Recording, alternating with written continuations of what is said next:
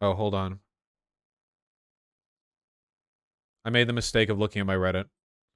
The whole goal here was to make them stop complaining. The recent debates have all been shit with the exception of the Hogwarts Legacy one. That's because it was really more of an amateur therapy session than a debate. Vaush debates all pretty much go the exact same way. The person Vaush is debating asks for specific examples he could easily pull out if he just did like 2 seconds of research beforehand, but he has a shitty memory, so he can't. So Vaush falls back on rhetorical and semantic arguments. The rest of the debate's just an annoying mess where his big win is revealing his opponent never really thought about his moral system much, like most people haven't. Oh, man.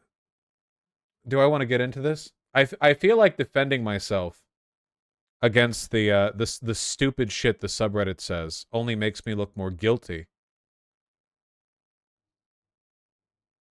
in their eyes.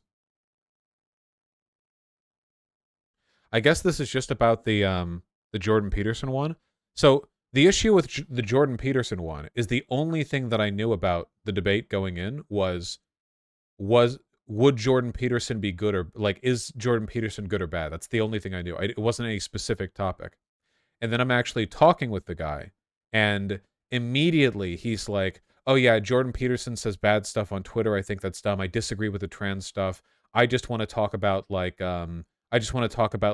his ability to give good advice to young people." And then that ended up not even being the thing. And then it ended up being broadly about like the extent to which Jordan Peterson is like religious but not in a religious way.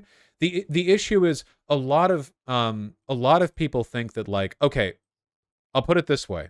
The debate that I had with that guy would not have gone any better if I had just memorized a bunch of incidents of Jordan Peterson saying something bad and then recited them. I don't know how these people think debates go. You have to tone match for one. And that Paul guy was like way too nice and sincere for just like a litany of points. Um then he like we brought up specifically like the trans like the rate of satisfaction after trans affirming surgery, and he didn't want to get into the specifics there. The problem is I think that a lot of people when they see my debates, they want like every debate to me have like 47 epic points that I just like recite one after another to win. But in that conversation, I feel like I had a response to every single thing that was said. The issue is like, what do you think is going to happen if I'm like, okay, well, here's evidence of Jordan Peterson doing this thing, and he's like, okay, well, I didn't want to talk about that, and then I'm like, oh, well, here's evidence of Jordan Peterson doing this thing, and he's like, okay, well, what about this? Like, it doesn't work that way. Um, Paul's defense was also extremely weak. Yeah, you can't really force a specific debate on a person who wants to have a non-specific debate, if that makes any sense. At least if they keep pushing the non-specificity, eventually it makes you look like you're just trying to like needle them when they're trying to have a friendly convo. It's because Destiny's constantly on about how you don't do prep for debate or discussion. That's his main thing. Wait, so his complaint is that I don't do any prep beforehand, but he still embarrassed himself when he talks. Is that it? Um, that's such a weird. If you hated me, which he does, why would you complain about a procedural thing? That's very strange. Doesn't that come across like kind of weird? I don't have anything against like complaining about people. It's been known to happen, but it's like, yeah, it just comes across like whiny. Like, what are we gonna look to complain about today? I don't know. Anyway, yeah, debates are complicated.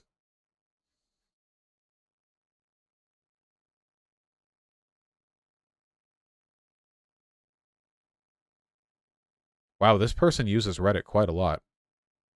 I guess that's another reason to discount what they have to say. Are you admittedly beset by tiredness? All the time. My goodness.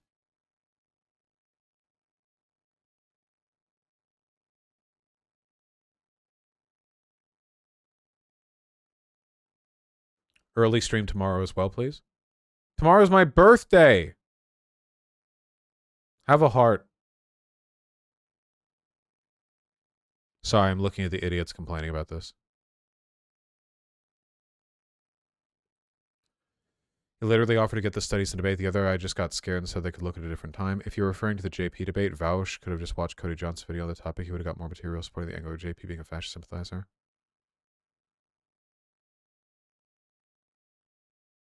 I'm I guess what would have been the point of having like 18 specific examples of Jordan Peterson having politically bad views if he couldn't handle the first two that got brought up?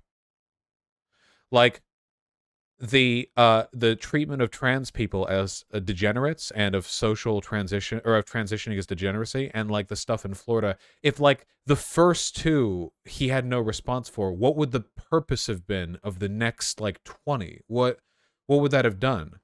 Um yeah, I don't know.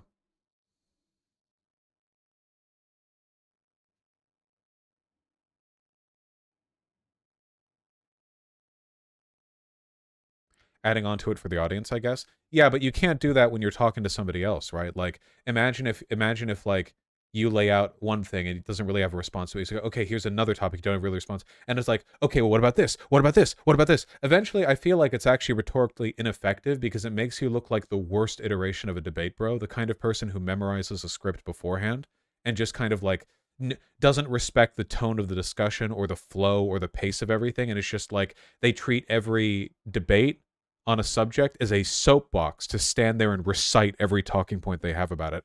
I consider that like the lowest bar of of debate personally, but I don't know.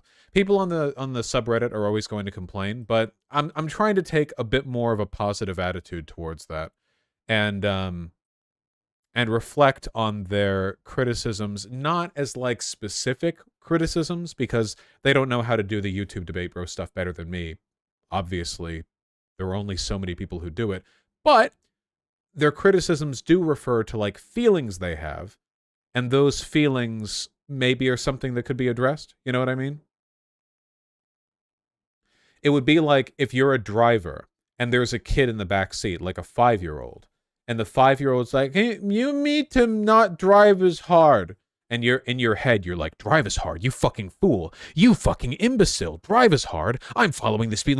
But like, if you're a little like charitable, you can be like, "Okay, what they actually mean is that I took too hard of a right turn, or like I leaned into that turn too much." You're okay, the criticism was wrong, but it speaks to an underlying feeling that I still can address.